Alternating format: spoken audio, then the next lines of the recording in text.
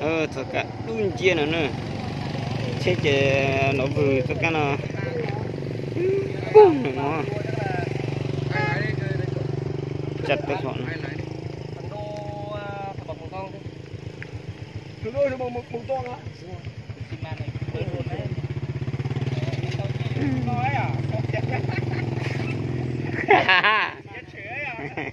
nó chơi vào sao nó băng cái này thôi, nó băng cái này không có cục ma thì đâm vào cái này thì bao nhiêu? cái đời 25 cơ mà. Không đâm vào đây thì lại không sâu nhỉ, không méo nhiều như này đâu. dạ bung con này mà bung là máy xúc mua ăn tránh giò nhưng cứ thử ấy它手头多好喂哦。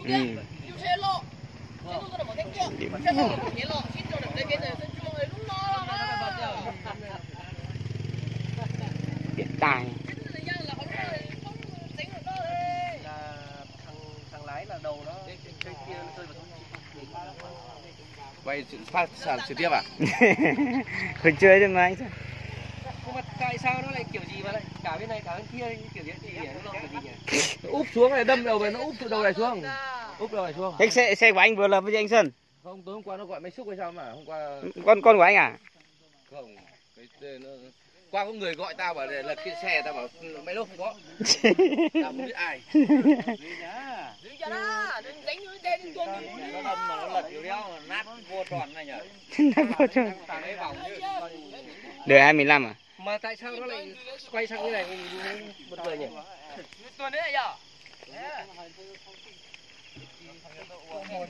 Là chị ơi tên nó là tí chỉ xin đó nè. Chắc chúng nó không gọi nó.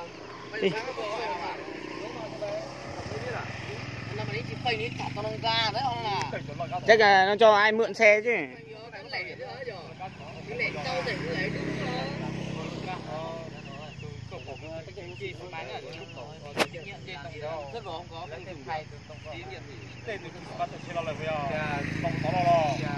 Cái chỉ có cái không có cái tao không có rồi.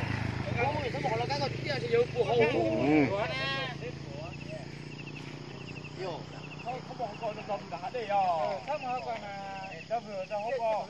Mình lấy lột thế.